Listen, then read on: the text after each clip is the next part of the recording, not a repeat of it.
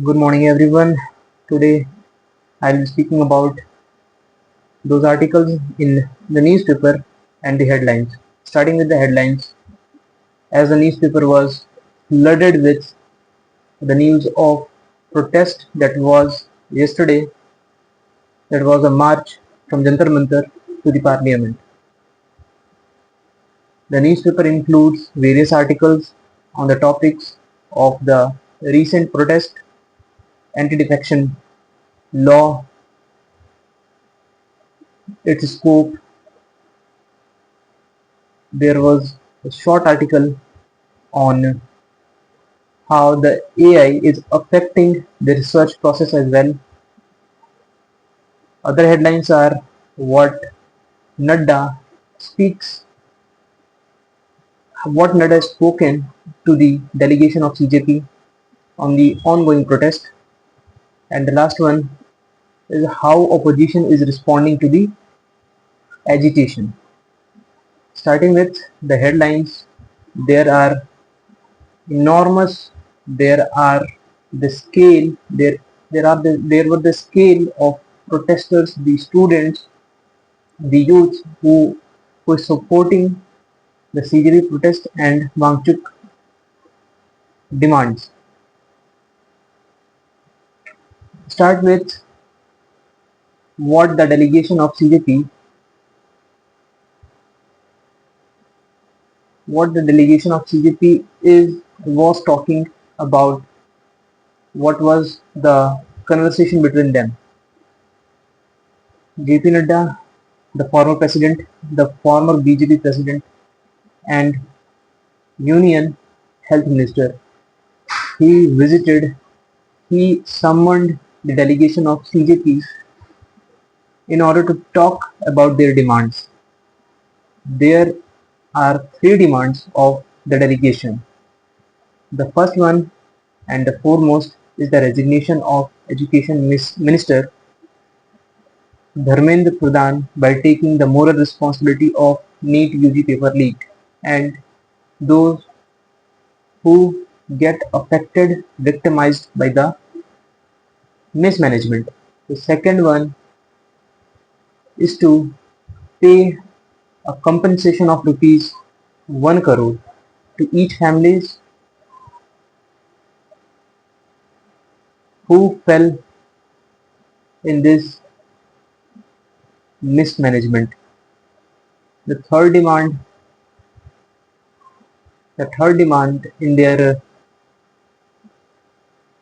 written in their written papers is the third demand is like the third demand is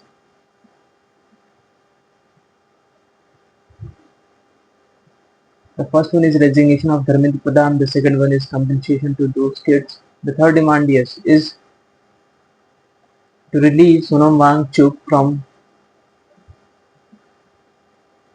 Safdarganj, Safdarjung hospital to any private hospital.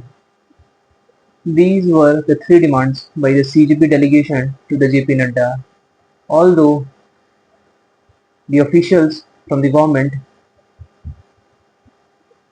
or the JP Nadda himself acknowledged the demand but had not given any assurance to the demands. Talk about the opposition stance on the ongoing agitation. The opposition bloc, especially the leader of opposition in both houses, Rahul Gandhi and Mallikarjun Kharge, take acknowledged the ongoing protest. Mallikarjun Kharge disrupted the proceedings of Rajya Sabha by acknowledging, by demanding, a parliamentary discussion on the topic of NEET UG scams, NEET UG mismanagement, and the whole education system. The other officials from other party like CPIM, Samajwadi Party, they all TNC, they all MPs from these parties were demanding about a parliamentary discussion on the India's education system, because all of them somewhere mentioned about and we know the truth of how the youth of any country is responsible for the future of the country. Rather, the Congress party and Samajwadi party also highlighted the importance of Ayodhya Ram Mandir theft. Somewhere they are they do not want to fade out the theft due to the ongoing protest. You may smell a deliberate attempt, not kind of deliberate attempt, you may smell a different political gain due to the issue of due to the phenomena of Ayodhya Ram Mandir theft. It is okay, but not at the extent where thousands of youth are struggling and demanding the changes, the necessary fundamental changes in the Indian education system. Now coming into the editorial page, the writer is an editor of Lok Satta. In essence, I want to state that he was emphasizing and comparing the mass protest once led by Anna Hazare and now leading by Sonam Wangchuk, Abhijit Dipike and the CJP. Yes, there is difference in the demands, a large difference, but both at their stages were important, is important. Anna Hazare demanded legislative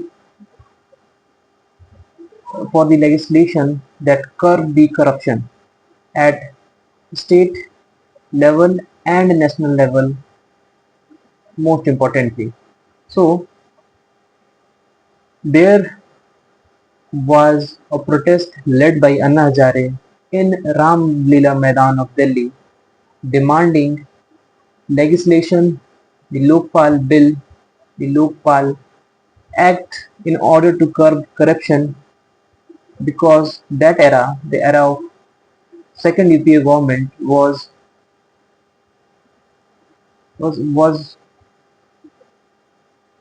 alleged with lots of scam like 2G spectrum scam, Colgate scam, etc. Means Commonwealth scams, means the government, the opposition and the citizens demanding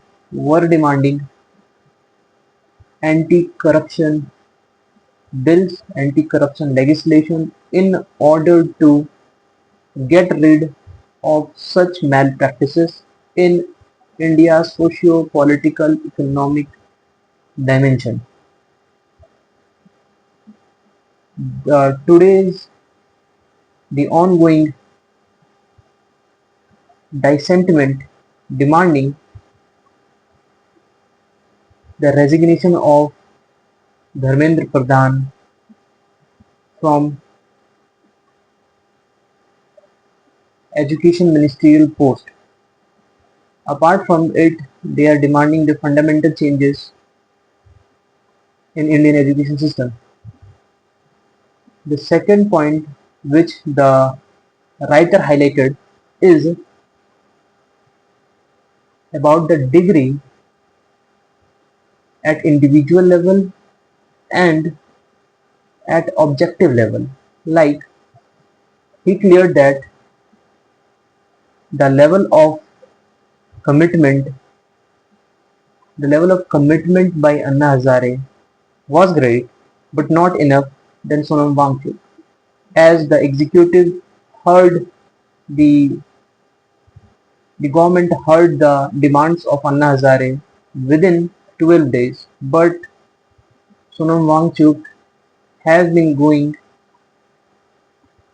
in his hunger strike for the youth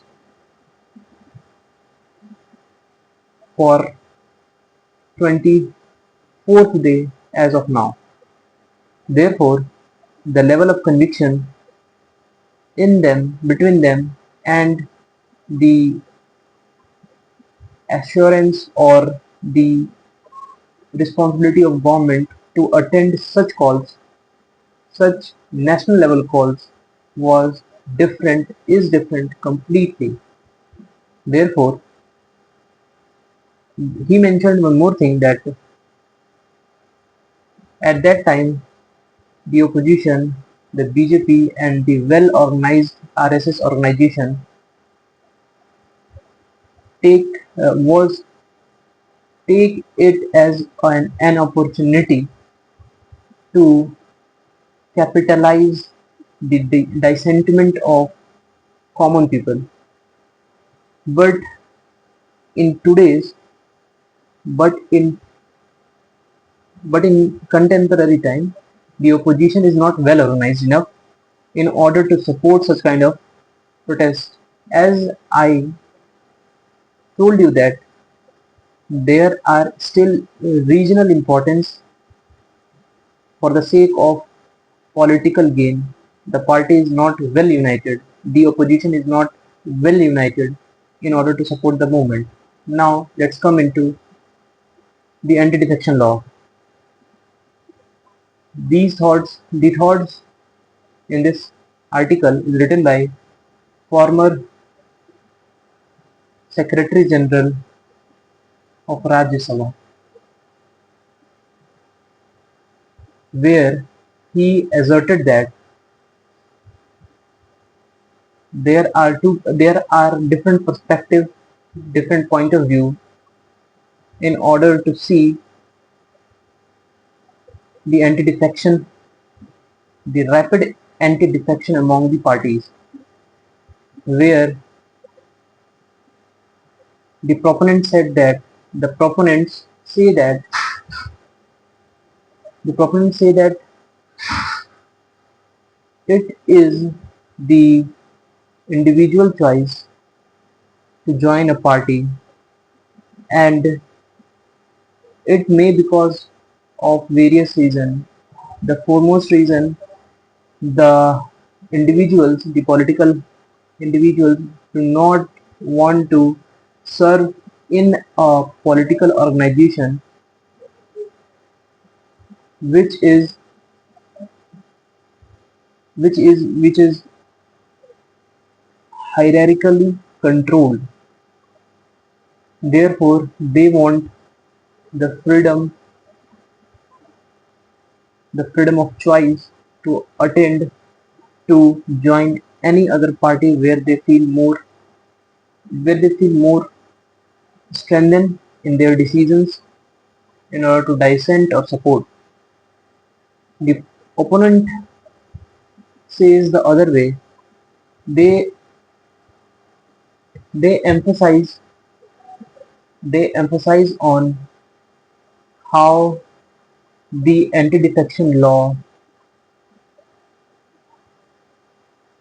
the 90s, I think so, 95th amendment, or what the last, I think so, the 93rd or sorry 95th amendment, constitutional amendment in 2003, where like it was reformed, the anti-defection law was reformed in a manner that when two-thirds of a political party which is in power, which has won the state assembly election or general election, if the two-third member agreed to move somewhere else, then there will be no action. Then they enjoy the exemption of not removal from the office. But it is more like catalyzing it is more like catalyzing such move, because the earlier provision was one third of, if one third of member who is in office, if one third of member who is in office and want to who is in office and want to change it his and want to change their party can change, the scale of defection at that time was also high. But this time the degree, the lure for defecting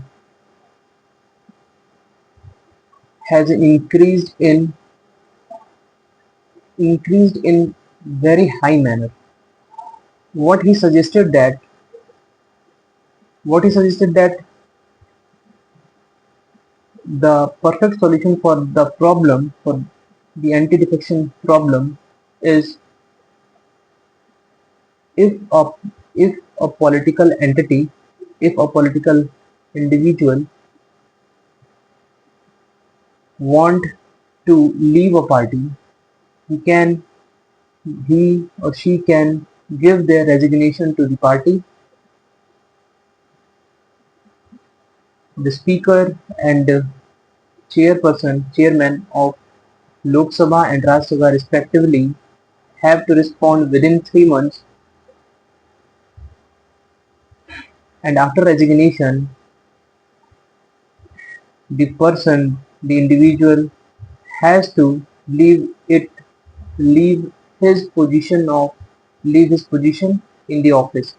There would be new fresh election, re-election in that region, and the individual can join other party now and and fight the election. So it will be more moral, it will be more ethical in order to sustain the electoral trust, sustain the public mandate to the government and the office. So that is it. Thank you.